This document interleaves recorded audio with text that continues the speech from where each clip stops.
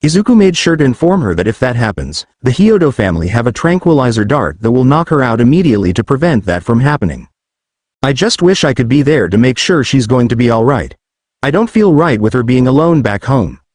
Izuku muttered as he walked next to Elizabeth. Don't worry about that, master. I hope that she gets better though. Liz said, as she rubbed her hand on Izuku's back. As of right now, we need to keep an eye out for anything that seems out of the ordinary. We can't be complacent, Izuku said, as Liz happily nodded. The two entered the school grounds as they went to class for the day, and over time Izuku would become more and more stressed. He would be worrying about Eri's safety, as since he wasn't at home he couldn't protect her as well as the Hyoudou family should they be attacked in the time he was gone. That was probably the only thing he had learned from his time under Inko Midoriya. She had been such a bad warrior that it passed on to him. By the end of the day he might have some white hairs from all the stress he was suffering from. Once the end of the day came over, he and Liz were walking around the school heading to the Orc since there was a meeting between Rias and some exorcists that had shown up around a week ago. Arriving at the room where the exorcists and Rias' peerage was located at, Izuku and Liz entered as they looked at the new arrivals. Who is this? I thought that your entire peerage was here, Gremory. The blue-haired woman asked, as Izuku looked at Rias. Sorry, but that is the last known member of the Halfus clan. He was living here for a small while and we welcomed him with open arms to our territory. If you have a problem, don't take it out on him. He is still learning how to be a high-class devil.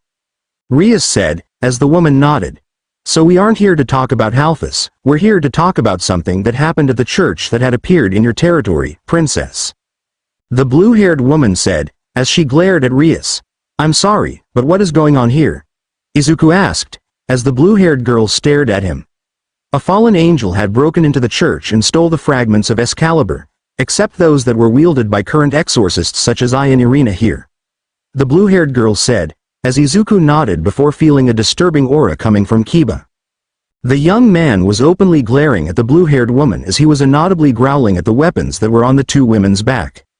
Izuku took a closer look at each weapon on the blue-haired girl's back as well as the tan-haired girl's back, who he believes is named Irina. Feeling them out gave him the perfect idea as to what weapons those were. They were holy weapons, capable of killing a devil with a mere scratch, and he was in the same room as exorcists who were very trigger-happy with starting a fight. Shaking his head, he moved over near Rias as he sat on her desk to her left, not in her way to look at the exorcists, but enough that she could see and talk to them without him being a nuisance. So what are these terms for you all being in my territory unannounced? Rias questioned as she glared at the two. Well, the terms are your peerages stay out of the way of us as we conduct our investigation into searching for the Excalibur pieces. Once we collect them all, we will be out of your hair never to see us again. The blue-haired girl said, the tan-haired girl speaking up. Come on Xenovia, we need to show that we are cooperative. Irina said, as she poked the woman's shoulder. We are here on business, not a pleasure cruise. Xenovia said, as she smacked Irina's head softly. What makes you think that you even have permission to be within my territory? Rias asked, as the two girls stared at Rias. Xenovia was growling at Rias as she prepared to grab her weapon, only for it to not be on her back as she saw Izuku holding a vine that held onto the weapon itself. What makes you think you even had a choice in the matter? Lord Michael gave us express permission himself to enter here and search for the pieces of Excalibur. Xenovia said, as Rias looked at her. Well, you needed to inform me about this, not enter my territory and just state that you have jurisdiction over it. My older brother would not be happy with this kind of development, and you do not want to anger him, Rias said, as Issei and Izuku watched with bated breath. You know, reaching for your weapon that isn't there is not a good look at the church, Izuku said, catching the attention of everyone. They all saw he was holding the weapon of Excalibur in his vines as they wrapped around the weapon itself.